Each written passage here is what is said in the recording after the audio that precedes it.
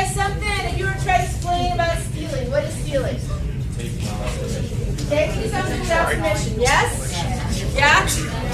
My experience has been that my students know that stealing is not a okay thing to do. They know that you should not walk into an Old Navy, take a couple t-shirts, and walk out the door. Anyone disagree with that? I mean, we could. Yeah. Most of my people are like, yeah, you shouldn't take stuff that doesn't belong to you, yeah? Okay, so explain plagiarism to me. Where you steal somebody else's work and call it your own without giving them credit. Okay, so you steal someone else's work, call your own without giving them credit. That pretty much covers the whole piece, right? Heads up, in case you didn't know, for most of you guys, teachers don't even need a plagiarism detector anymore. If I see 2 or 3 lines and I'm like, there is no way that's Spencer, that does not sound like him, I can actually type those sentences into Google, and Google will tell me where they came from. Yeah? That's kind of unfair, because what if you actually say something and it ends up being somebody else's, but you didn't know? Yeah, I'd be careful with that, but you want ownership of your stuff. We're going to talk about that, but what I'm talking about is the people who copy and paste, because nobody does that, and then they forget.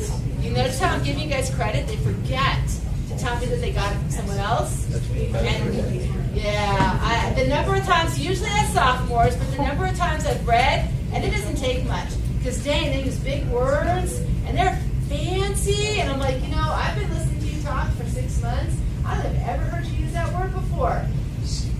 It was your secret power, I'm sure, but you'd be shocked how many times that Google finds it. Just pops it right up. So, guys, I want to continue where I'm going with this. Here's the deal, though. As much as we know what stealing is, we know what plagiarism is, you guys actually live in a society, digital media, where you have information to so much stuff, we're going to think about who owns it. Are you using someone else's stuff when you do that? So you guys are used to open access to all of this stuff, right, without the idea that you necessarily are taking someone's stuff. No one feels like they're taking something, and yet every time you grab something like that off the internet and use it as one of your parts of your assignments, I love that you brought it up. Melina's assigned you guys a 20 Google slide PowerPoint, and you have to have 10 pictures, right? Are you taking the pictures? Does the pictures belong to you? It's online. So here's the thing. If they're not his pictures and he didn't do that, technically the only place we could get the pictures online, all the time without even thinking about it. Your teachers do it on their PowerPoints. You guys do it on the videos you create, right? No one sits there and goes, oh no, let me go ask permission from the person whose picture it is. Why? It's on YouTube. It's on Google. It's open access, right? Yeah? Does that sound about right? Anybody go and get permission for the pictures that you borrowed off of the internet? Good, okay. Just making sure that I was talking the same thing. So I'm going to point out, technically, I did the same thing. I did not ask Shakira for permission. I did not ask Carrie Underwood for permission. I did not ask One Republic for permission. There's Video Grabber. I used it. I pulled the video, and I'm now playing it for my class. That's what that means, right? Isn't that crazy? Just because it's on Google does not mean you have permission. Crazy, right? You're not claiming to have created it, though. I'm not claiming to have created it, and I'm not using it in something else that I'm claiming is my own. So there are some outs, and teachers have a little bit of leeway. Not as much as some teachers think, but we do have a little bit of leeway. Technically, I can claim I'm playing that for my own entertainment, and y'all just have to be in the room. So now we're looking at sharing, which is a whole different thing. Not everything that's on Google has been shared. At least not the way we think of it. Oh yes, I'm giving you permission to use my stuff. So what I want to do today is briefly have you guys explore what it means to share publicly. I love that Juliana brought that up.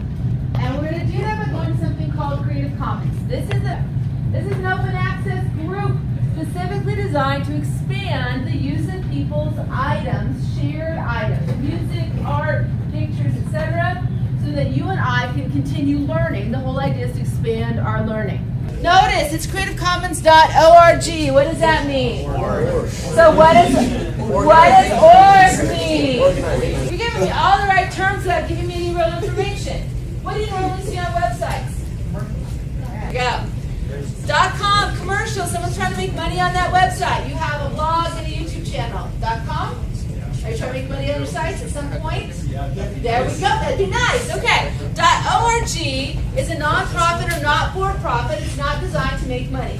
Okay. What are some other endings that you see on web pages? .gov. Those are all government web pages. There is some .net and .edu is no common. What is .edu? Education. Okay. So you guys have already gotten some information on this.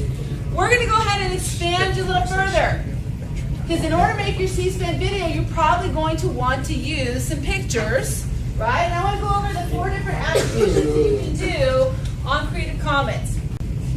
You've got the one up at the top that says attribution by. Basically, you have to give credit for using that person's work. We do this almost all the time anyway. What do we call it when you give someone credit for using their work? You cite your sources, right? Most of your teachers probably already taught you to do that. Yes? How many of you have done MLA format? How about APA format? So you guys already understand. I'm going to tell you right now, for the purposes of my class, I don't care what format tool you use, as long as you are actually citing the source. You're going to tell us where it came from so that you're giving them credit. So for example, C-SPAN. Why am I talking about C-SPAN again? Why am I talking about C-SPAN again?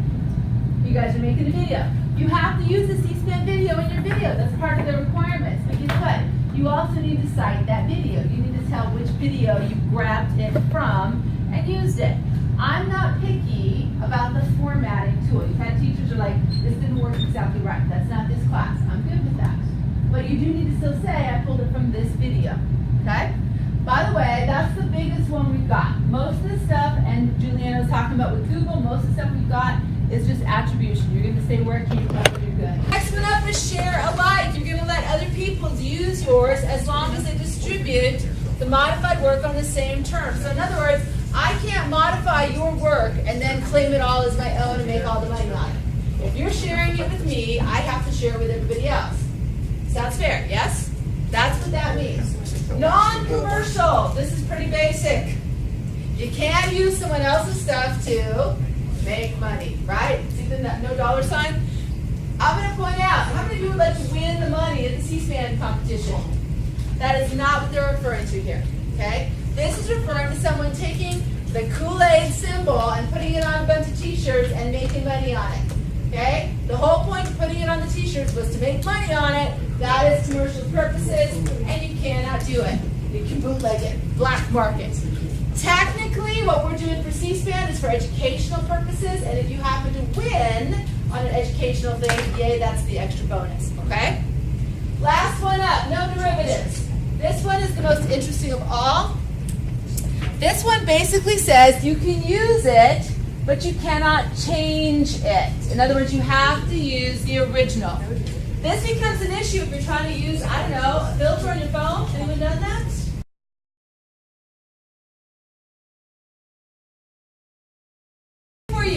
It's going to give you all sorts of pictures that if you take a look here, this is what Nick was talking about.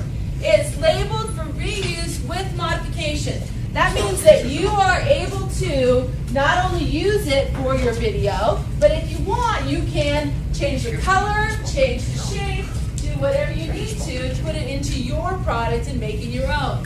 This, by the way, drop down is always an option when you are searching Google. You just have to know to go to it as part of your tools and settings in the Google inquiry. Most people don't do that. Most people don't even know it exists. I want you guys aware of it because as we're doing the C-SPAN videos, as we're doing PowerPoints and doing all this stuff, I want you guys aware of what you're using and making sure that you give the right type of citations for it.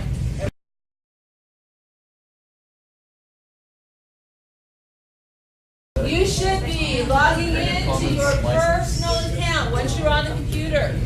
That means you need to open up Google. You need to change the dot on your Google opening. Not, you do yours, let her do hers. Guys, you have got to do your own computers. I know it's tempting because you can do it faster than someone else, but I'm telling you right now, I have heard all day long, I'm no good at computers, and I'm reminding you, I've got a poster right back there. It is not 1989. You cannot keep saying I'm no good at computers. You know you need it for jobs, to move forward in life, to pay bills, right, to do shopping. You gotta be at least good enough at computers.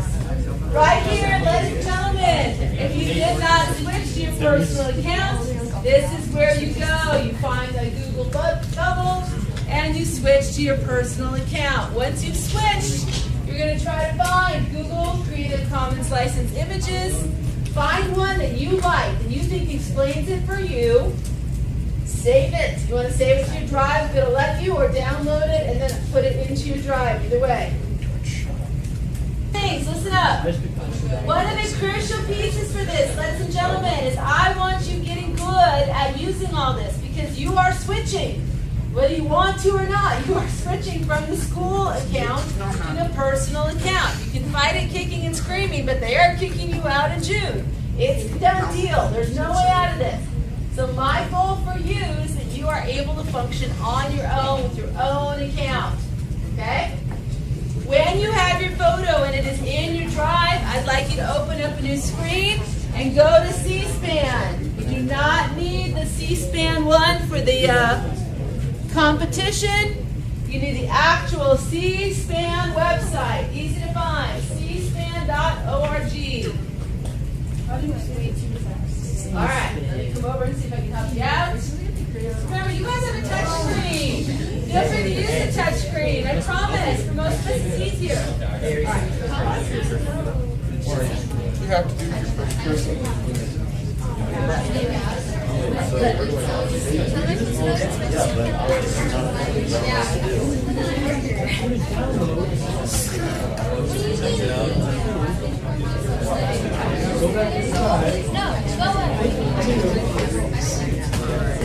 You absolutely have to be in your personal account. Heads up. If you are not in your personal account, nothing else we're going to do today is going to work. You have to be in your personal account. You also need to be on C-SPAN. I'm going to point out, this is from Senator Kane's laying in state. You thought I didn't see that, didn't you? Okay? This is the goal for today. If I can have your attention up here, please. This is the goal for today. You're going to take a C-SPAN video clip, less than 3 minutes long. You're going to post it to Google Community with a topic summary saying what is it about. Not a sentence, not a paragraph, cute little thing that says here's the topic. Okay? How many of you think you can do that right off the top now? You got all the few things you need. I blinked out when you said. I think you said it again. One more time then, just for Parker. You are creating a C-SPAN video clip that is less than 3 minutes long. After you put in your topic, you have a huge list of videos. Listen up. One of the things with C-SPAN, it works best if you create your own account. It allows you to save all the clips we're about to do in one place. People have been having trouble today doing C-SPAN accounts. So if you are not successful creating an account here today, that's fine. You can go home, create one at home. I'm good.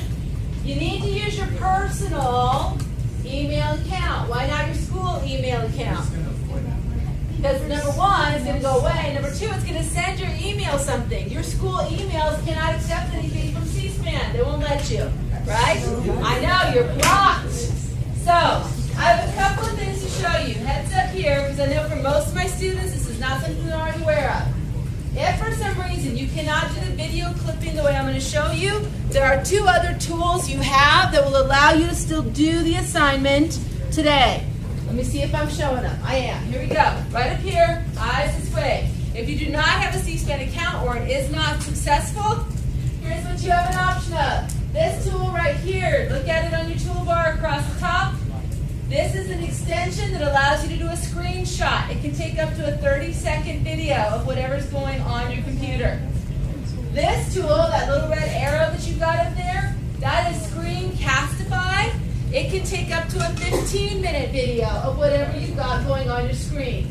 Both tools will also take the sound from around you. So I'm going to remind you, that means if I'm giving directions, you're getting that on your video. If you decide to swear at a neighbor, because that happened earlier today, that's going on in the video, and you probably need to redo your video. So, you have three options for grabbing that less than 3 minute video. The best option is if you can get your C-SPAN account to work, that's premium. If not, there are two other ways. Yes?